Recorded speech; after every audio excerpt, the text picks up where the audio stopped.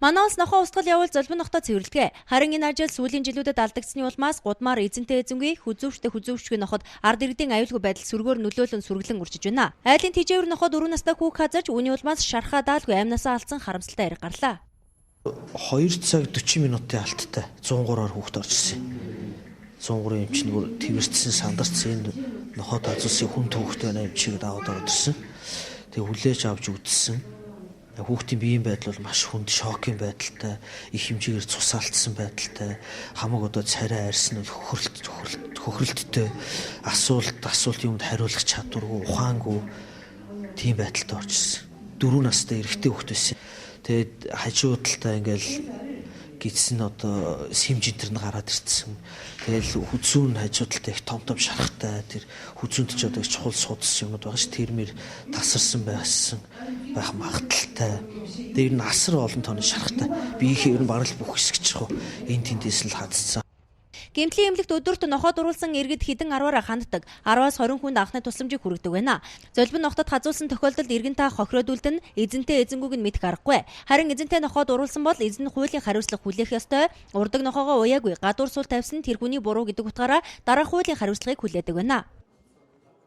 2007 оны 11 сарын 12-нд 34 дугаар тогтоолын хавсралтаар баталсан байт юм л д.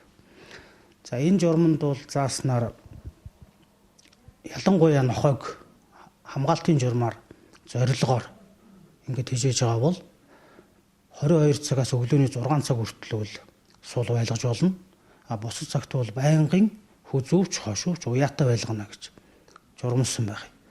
Тэгэхээр энэ ялангуяа нохойг бусад дараатан амтыг тижээж байгаа, эзэмшиж байгаа иргэд маань энэ журмын заалтыг бол төдийлөн сайн ойлгохгүй анхаарч хэрэгжүүлэхгүй байдлаас болоод ийм байдал үүсэж байгаа. Ухаалах юм бол эрүүгийн хуулийн тусгай ангийн 201-р зүйл хэсэгт орчин тойронд аюул учруулж болох амьтныг хамгаалтгүй байлгах.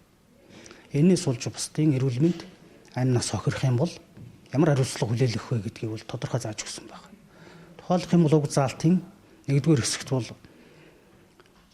иргэдийн эрүүл мэндэд хөнгөн болон хүндөвтөр гэмтэл учруулах юм бол хөдөлмөрийн хөлсний доод хэмжээг 5-аас 50 дахин нэмэгдүүлсэн хэмжээгээр торгоно.